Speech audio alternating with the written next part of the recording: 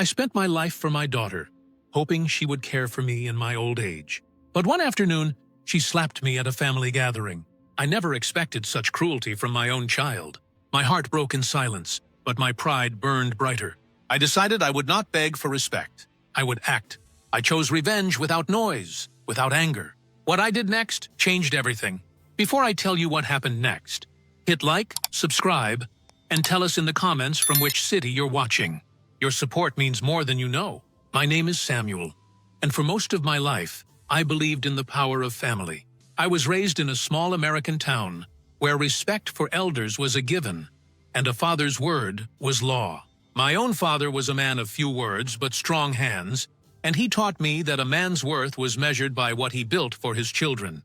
I took that lesson to heart.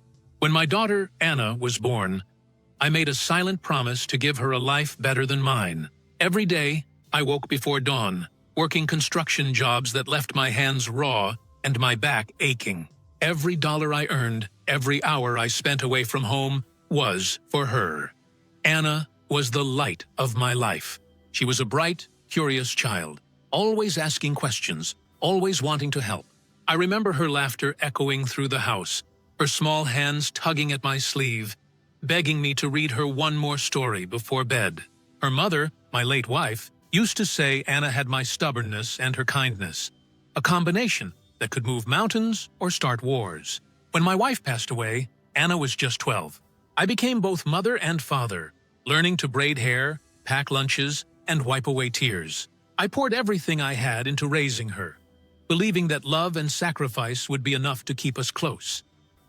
As Anna grew, I watched her become independent, strong-willed, and ambitious. She excelled in school, made friends easily, and dreamed of leaving our small town for bigger things. I was proud, even as I felt the first pangs of distance growing between us. She went to college on a scholarship, calling home less and less as the years passed. I told myself it was normal, that children grow up and find their own paths. Still, I waited for her calls, cherished every visit, and saved every letter she sent. When Anna graduated, she surprised me by moving back home. She said she wanted to be close, to help me as I got older. I was grateful, believing that all my years of sacrifice had come full circle. I helped her buy her first house, a modest place on the edge of town. Nothing fancy, but solid and safe. I put in the work myself, fixing the roof, painting the walls, planting a garden in the backyard. I wanted her to have a home she could be proud of, a place that would always remind her of where she came from. For a while, things were good. Anna found a job at a local law firm, made new friends, and settled into her new life. I visited often, helping with repairs, mowing the lawn, and sharing quiet dinners. But slowly, almost imperceptibly, things began to change. Anna became busier, more distracted. She started canceling our dinners, forgetting to return my calls, and brushing off my offers to help. I told myself she was just busy, that work was demanding, that she needed space. But the distance grew, and with it, a coldness I couldn't ignore. The first real sign of trouble came at a family gathering.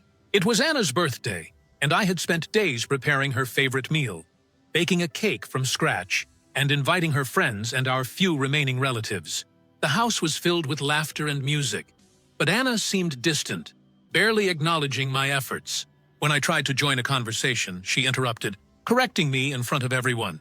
I felt a sting of embarrassment, but I let it go, telling myself it was just stress. Over the next few months, the pattern continued. Anna's words grew sharper, her patience thinner. She began making decisions about the house without consulting me, dismissing my advice as old-fashioned or unnecessary.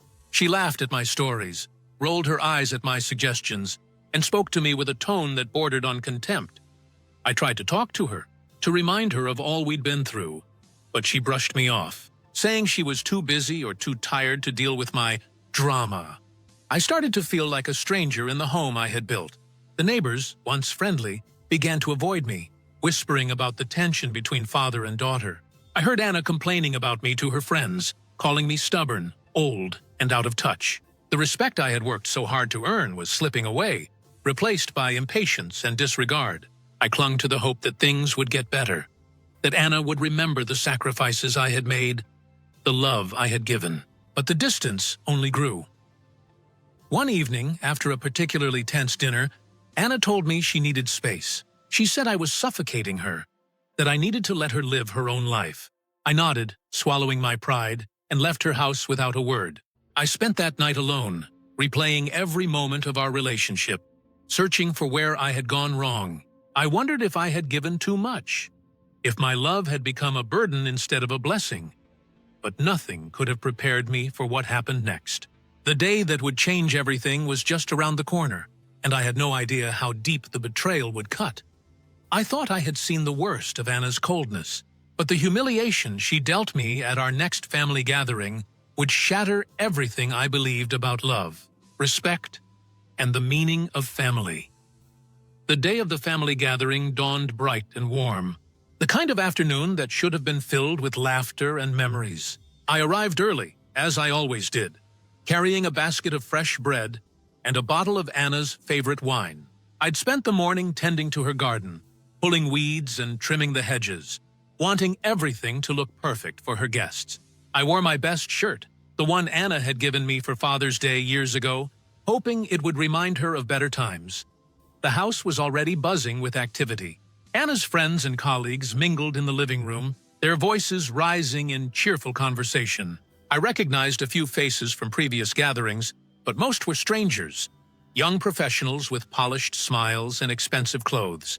Anna greeted me at the door with a quick hug, barely meeting my eyes before turning back to her guests. I felt a pang of disappointment, but I pushed it aside, telling myself she was just busy hosting. As the afternoon wore on, I tried to make myself useful. I refilled drinks, cleared empty plates, and offered to help in the kitchen. Anna brushed me off each time, her tone clipped and impatient. "Dad, just relax. I've got it," she said, waving me away as if I were an inconvenience. I retreated to the backyard, watching from a distance as she laughed and joked with her friends. I felt invisible, a ghost haunting the edges of her new life. The real pain began when the conversation turned to family. One of Anna's friends asked about her childhood, and Anna launched into a story about how old-fashioned I was, how I insisted on doing everything myself, how I never understood her need for independence. The group laughed, and Anna joined in, her eyes flicking to me with a look I couldn't quite read.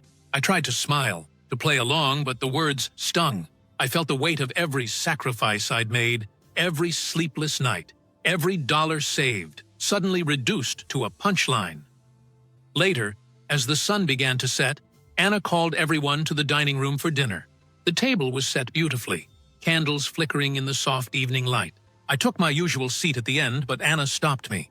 "Dad, can you sit over there?"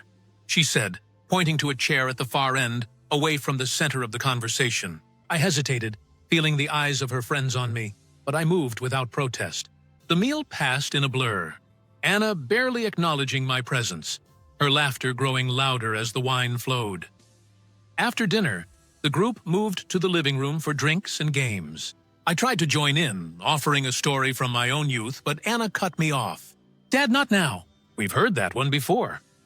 The room fell silent for a moment, the tension thick enough to choke on. I felt my face flush with embarrassment, my hands trembling as I set my glass down.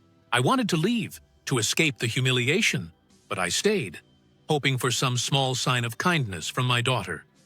It was during a game of charades that everything changed. Anna was acting out a scene, her friends laughing and shouting guesses, when she suddenly turned to me. "Dad, why don't you show everyone how stubborn you can be?" she said, her voice dripping with sarcasm. The group erupted in laughter, and I felt the sting of humiliation burn in my chest. I tried to laugh it off, but Anna wasn't finished. She walked over, her eyes cold, and said loud enough for everyone to hear, "Maybe, if you listened for once, you wouldn't be so alone." The words hit me like a slap, but what happened next was worse. Anna, in front of everyone, reached out and slapped me across the face. The room fell silent, the shock palpable. I stood there, frozen, the sting of her hand burning on my cheek. I looked into her eyes, searching for any sign of regret. But all I saw was triumph, a cruel satisfaction that twisted my heart. The guests stared in disbelief, some whispering, others looking away. I felt the weight of their judgment, the humiliation of being struck by my own daughter in front of strangers. My mind raced, replaying every moment that had led to this, every sacrifice, every act of love, every hope I'd held for our future. In that instant, I realized that the bond I thought unbreakable had been shattered beyond repair. I left the house without a word, my pride in tatters, my heart heavy with grief.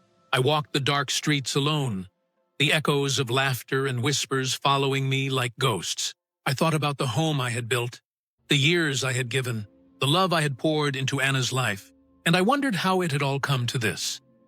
That night, I sat alone in my small apartment, staring at the walls that once held memories of family and warmth. I replayed the slap over and over in my mind, each time feeling the sting anew. I thought about confronting Anna, demanding an apology, but I knew it would be pointless. The respect I had hoped for was gone, replaced by contempt and cruelty. As the hours passed, my grief slowly hardened into resolve. I realized that I could not let this betrayal go unanswered. I would not beg for respect, nor would I allow myself to be humiliated any longer. I decided, in that quiet, lonely room, that I would act, not out of anger, but out of a need to reclaim my dignity. I began to plan my next move, knowing that the revenge I was about to unleash would change both our lives forever. That night, after the slap, I didn't sleep. I sat in the dark, the sting on my cheek a constant reminder of how far things had fallen. I thought about every moment I'd spent building Anna's life, every hour of overtime, every meal I'd skipped so she could have more, every time I'd swallowed my pride for the sake of peace. I thought about the house I'd built for her, brick by brick, with my own hands. It was more than a home, it was a symbol of my love, my sacrifice, and my hope for our family's future. But now, that house had become the stage for my humiliation. The place I'd poured my life into was where my daughter had chosen to strip me of my dignity in front of friends and neighbors. I replayed the moment again and again, her cold eyes, the laughter of her friends, the silence that followed the slap. I realized that if I did nothing, this would be my legacy, a father who gave everything and was left with nothing but shame. I tried to imagine forgiving her, letting it go, pretending it never happened. But every time I pictured myself walking back into that house, facing Anna and her friends, I felt the weight of humiliation pressing down on me. I knew I couldn't do it.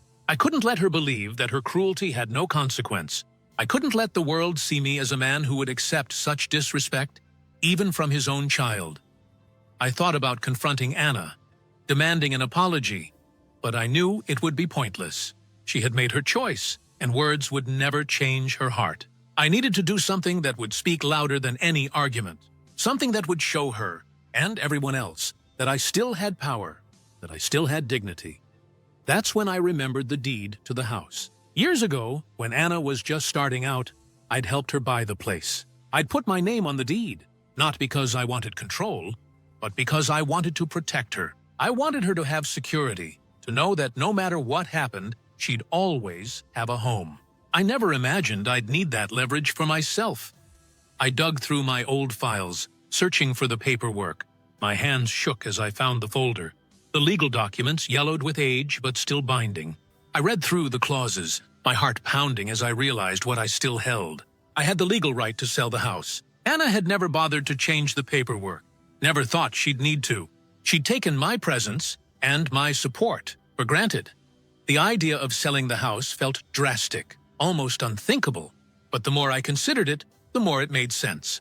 This wasn't just about revenge. It was about reclaiming my dignity, about showing Anna that actions have consequences, even in family. I knew it would hurt her, maybe even ruin her for a while, but I also knew that if I did nothing, I'd be teaching her that cruelty is acceptable, that love can be trampled without cost.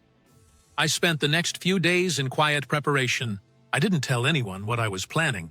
Not friends, not neighbors, not even my lawyer at first. I wanted to be sure, to move with certainty and not out of anger. I watched Anna from a distance, saw her go about her life as if nothing had happened. She laughed with her friends, hosted dinners, and walked past me in the street without a second glance. The coldness in her eyes was all the confirmation I needed. I met with my lawyer in secret, explaining the situation in careful, measured words. He listened without judgment, then reviewed the documents. "You have every right," he said quietly. "Are you sure you want to do this?" I nodded, feeling a strange sense of calm settle over me. "I'm sure. It's time she learned what respect really means." The process moved quickly. My lawyer found a discreet buyer, someone willing to act fast and keep the transaction quiet until it was done. I signed the papers with a steady hand, feeling the weight of years lift from my shoulders. For the first time since the slap, I felt in control. I felt like myself again. But as the sale moved forward, doubt crept in. Was I being too harsh? Was there another way to teach Anna this lesson? I thought about reaching out, about giving her one last chance to make things right. But every time I remembered the look on her face, the laughter of her friends, the sting of her hand, I knew I couldn't go back. This was the only way. The night before the sale was finalized, I walked through the house one last time. I touched the walls I'd painted, the floors I'd laid, the garden I'd planted. I remembered Anna as a little girl, running through the halls, her laughter filling every room. I felt a pang of grief for what we'd lost, but I also felt a sense of closure. This chapter was ending, and I was the one turning the page. The next morning, I would deliver the news to Anna, and nothing in our lives would ever be the same again. The morning of the revelation arrived with a heavy sky, clouds hanging low as if the world itself was holding its breath. I woke before dawn, unable to sleep, my mind replaying every step of my plan. I moved through my small apartment in silence, making tea, packing a folder with the final sale documents, and rehearsing what I would say. I felt no anger, only a cold, steady resolve. This was not about rage or spite. This was about justice, about reclaiming my dignity after a lifetime of sacrifice and a single, unforgettable betrayal. I arrived at Anna's house just as the sun was rising. The street was quiet, dew still clinging to the grass, the world not yet awake to the drama about to unfold.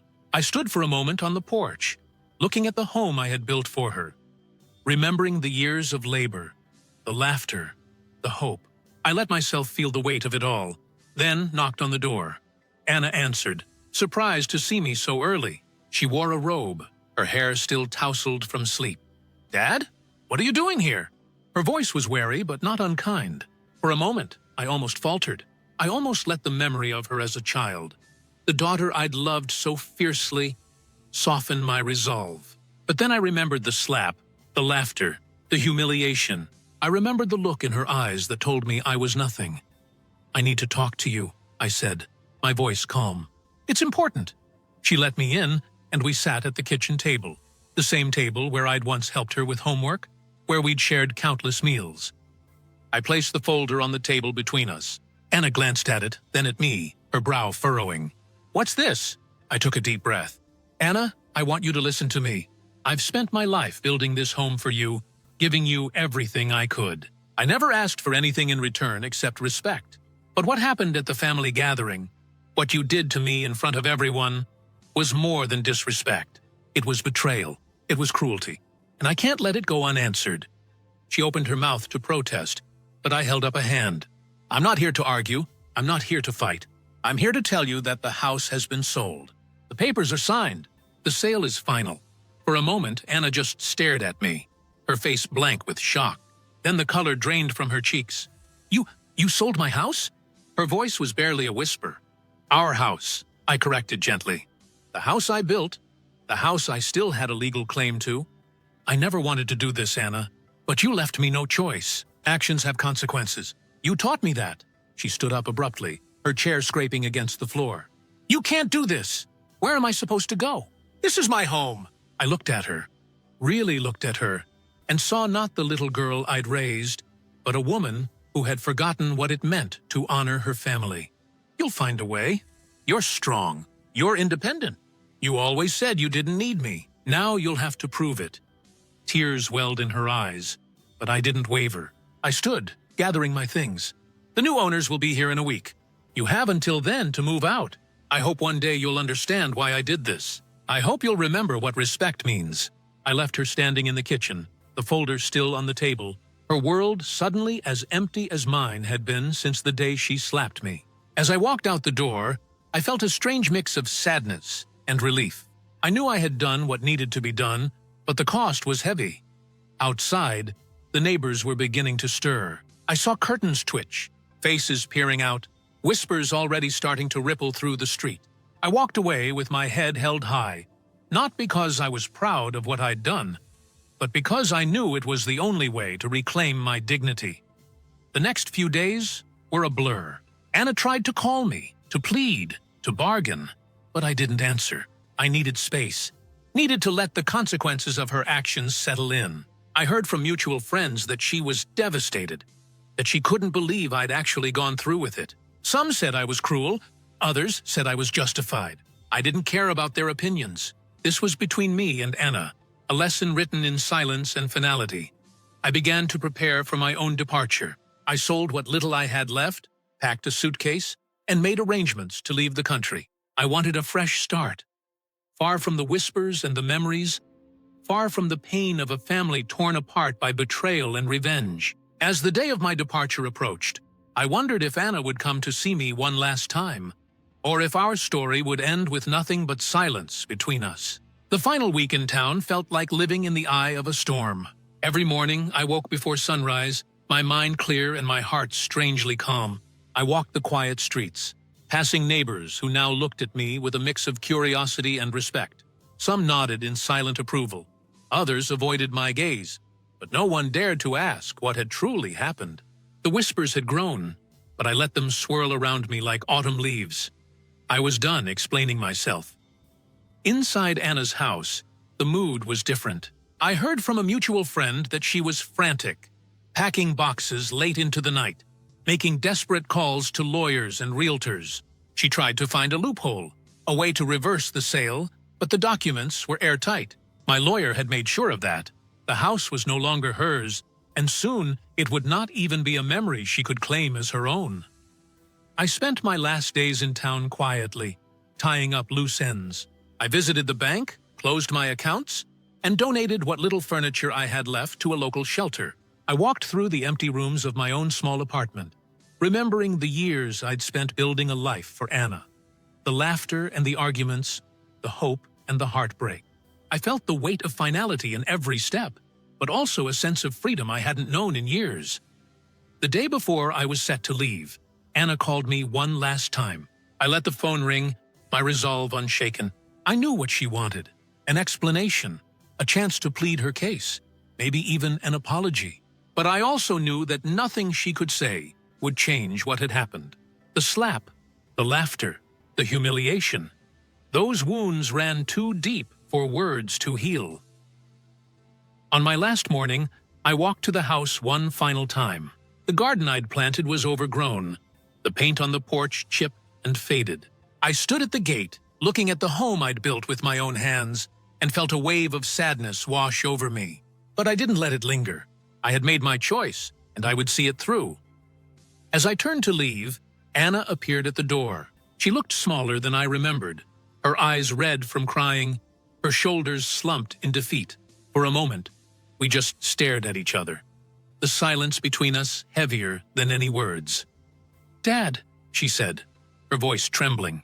"Please, can we talk?" I shook my head gently. "There's nothing left to say, Anna. I hope one day you'll understand why I did this. I hope you'll remember what respect means." Tears streamed down her face, but I didn't move. I couldn't. I had to protect what little dignity I had left. I turned and walked away, the sound of her sobs following me down the street. I didn't look back. That afternoon, I boarded a train out of town, my suitcase by my side and my heart heavy but resolute. I watched the familiar streets fade into the distance, the memories of a life I'd built and lost slipping away with every mile. I didn't know what the future held, but I knew I was free from the pain, the humiliation, the toxic family drama that had defined my life for too long. As the train sped toward a new beginning, I allowed myself one last look back. Not at the house, not at Anna, but at the man I had been. I had given everything for my daughter, and in the end, I had reclaimed my dignity in the only way I knew how. But as the train carried me away, I couldn't help but wonder, would Anna ever truly understand the lesson I'd left behind?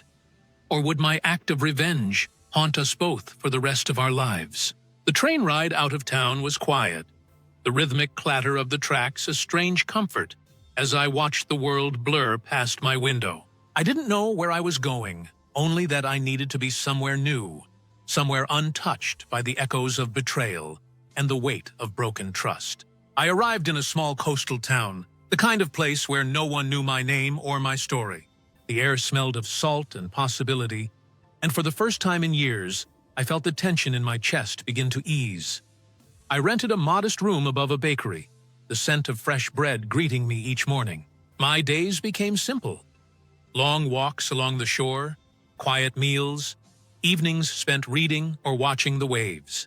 I found work at a local hardware store where my hands, still strong from a lifetime of building, were put to good use.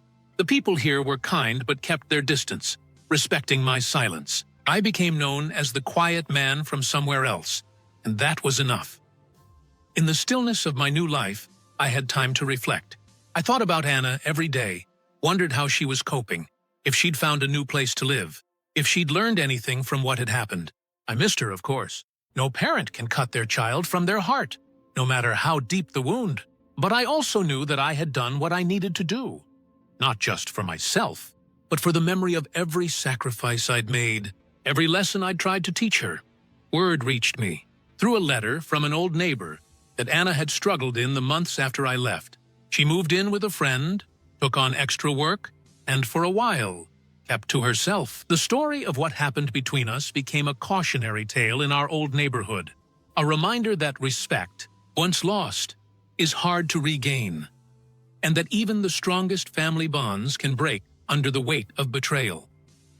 I wondered if Anna hated me, or if she understood, even a little, why I had acted as I did. I hoped that, in time, she would see that my revenge was not born of cruelty, but of necessity, a final lesson in a lifetime of teaching. I hoped she would remember the father who built her a home, who gave her everything, and who, in the end, chose dignity over silence. As the seasons changed, so did I.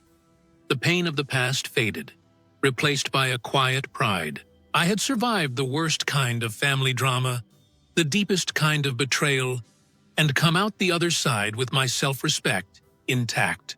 I made friends in the town, shared meals and stories, and even found myself laughing again. The scars remained, but they no longer defined me. One evening, as I watched the sun set over the water, I realized that my story was not just about revenge or loss. It was about the power of action, the importance of self-worth, and the courage it takes to walk away from toxic relationships, even when they are bound by blood. I had chosen peace over conflict, dignity over humiliation, and in doing so, I had found a new beginning.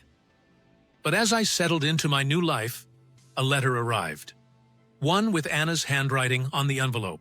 My heart pounded as I wondered, was this a plea for forgiveness, or the start of a new chapter neither of us could have predicted?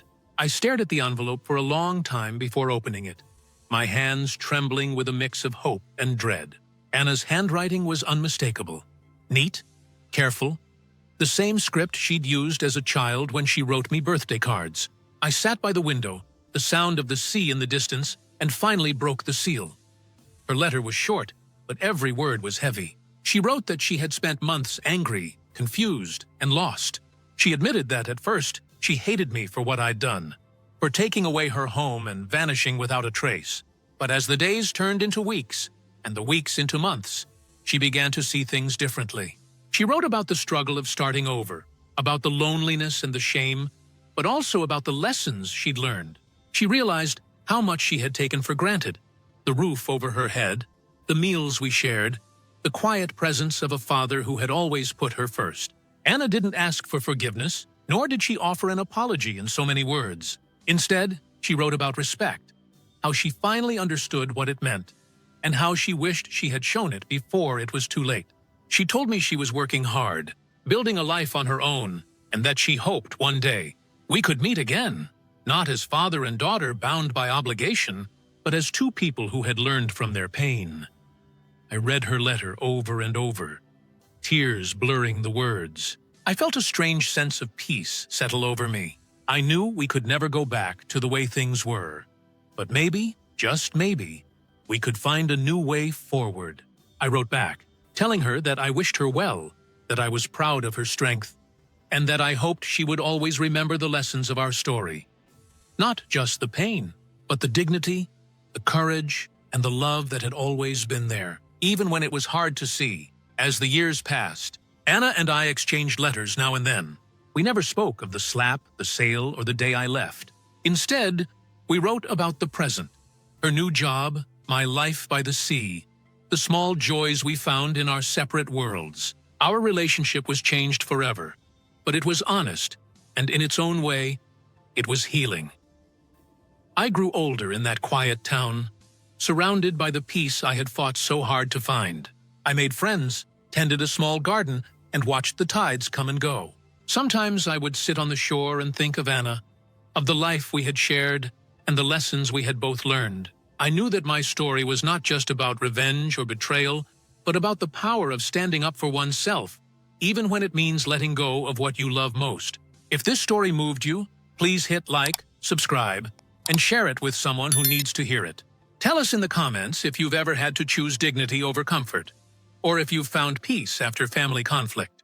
Remember, sometimes the hardest choices lead to the truest freedom. Thank you for listening,